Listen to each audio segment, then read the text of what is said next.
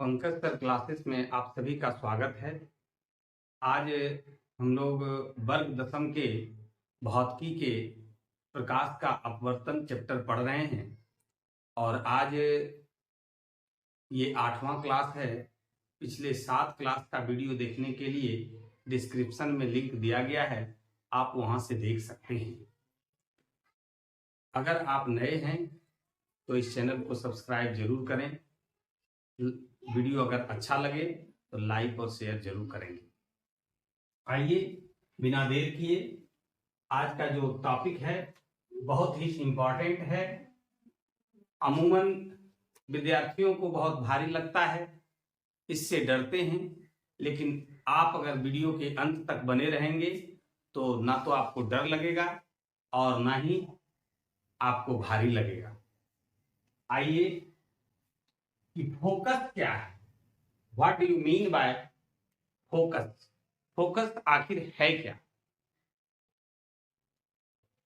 ध्यान से समझेंगे कि लेंस के मुख्य अक्ष के समांतर, देखिए उत्तल लेंस है, इधर अवतल लेंस है, मुख्य अक्ष है ये,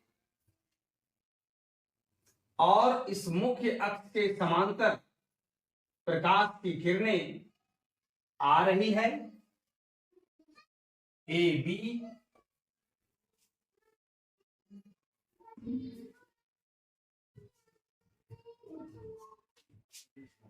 देखिए कि मुख्य अक्ष के समांतर ए बी किरणें आ रही है। लेंस से अपवर्तन के बाद बीसी किरणें जो है वो मुड़ जाती है, अपवर्तित हो रही है और मुख्य अक्ष के बिंदु F2 पर जाकर मिलती है। वहीं आप देखिए अवतल लेंस में मुख्य अक्ष के समांतर AB किरणें आती है और लेंस से अपवर्तन के बाद BC दिशा में मुड़ जाती है, जबकि ये F2 पर मिलती हुई प्रतीत हो रही है। अब है इस मुख्य अक्ष पर बहुत सारा बिंदु है, लेकिन मुख्य अक्ष के F2 बिंदु, ये F2 बिंदु लेंस का फोकस कहलाता है। और फोकस में लेंस को दो फोकस होता है, लेंस में दो फोकस होता है, जबकि दर्पण में हम लोग पढ़े थे एक फोकस होता है। इसमें दो है, F1 F2। अवतल लेंस में भी देखिए F2 और F1। फिर से एक बार समझेंगे कि लेंस के मुख्य अक्ष के समांतर आती प्रकाश की किरणें लेंस से अपवर्तन के बाद मुख्य अक्ष के जिस बिंदु पर मिलती है वह बिंदु लेंस का फोकस या मुख्य फोकस कहलाता है। इसको कैपिटल F द्वारा सूचित करते हैं। क्योंकि लेंस में दो फोकस है, इसलिए एक को F1 और दूसरे को F2 द्वारा सूचित किया जा रहा है। वही देखिए अवतल लेंस में क्या हो रहा है कि ये मिलती हुई प्रतीत हो रही है और जिस बिंदु पर मिलती हुई प्रतीत हो रही है वह बिंदु उस लेंस का फोकस कहलाता है। इसमें भी दो फोकस होता है, इसलिए एक को F1 द्वारा सूचित किया जाता है और दूसरे को F2 द्वारा सूचित किया जाता है। अब है दूसरा प्रश्न, इसी से रिलेटेड है, काफी इंपॉर्टेंट नेचर का क्वेश्चन है। हम लोग आगे के क्लास में जब न्यूमेरिकल्स बनाने लगेंगे तो उसमें भी फोकस दूरी का बहुत ज्यादा जरूरी है, वहां पे इसका इस्तेमाल करेंगे। तो फोकस दूरी है क्या, what do you mean by focal length.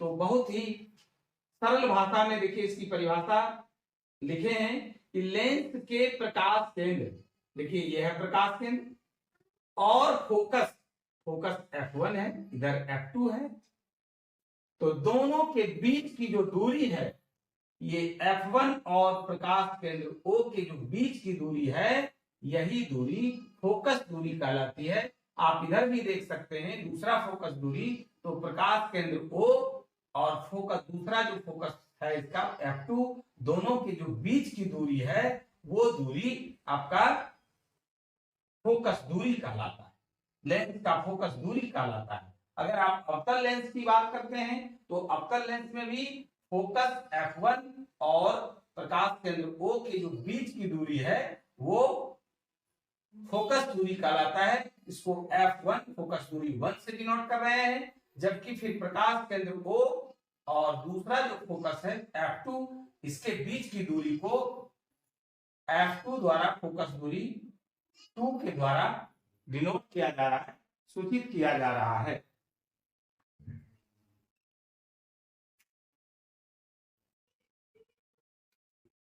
अब हम लोग इमेज के विषय में पढ़ेंगे कि प्रतिबिंब क्या है, what do you mean by image. ये बहुत ही इंपॉर्टेंट नेचर का प्रश्न है।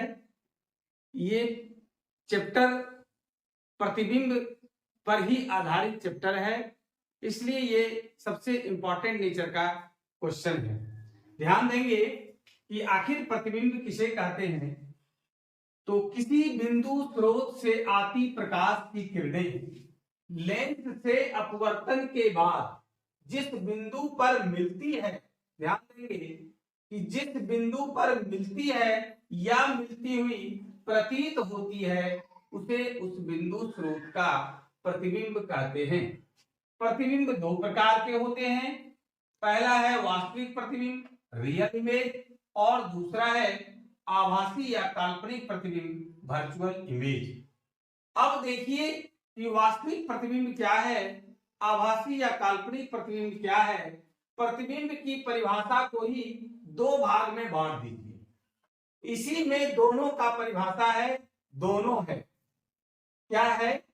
तो किसी बिंदु स्रोत से आती प्रकाश की किरणें, देखिए यही लिखे हैं यहां पर भी, किसी बिंदु स्रोत से आती प्रकाश की किरणें अपवर्तन के बाद जिस बिंदु पर वास्तव में मिलती है, ध्यान दीजिएगा यहां से है अपवर्तन के बाद जिस बिंदु पर मिलती है, यानी वास्तव में मिलती है, उसे उस बिंदु स्रोत का वास्तविक प्रतिबिंब कहते हैं।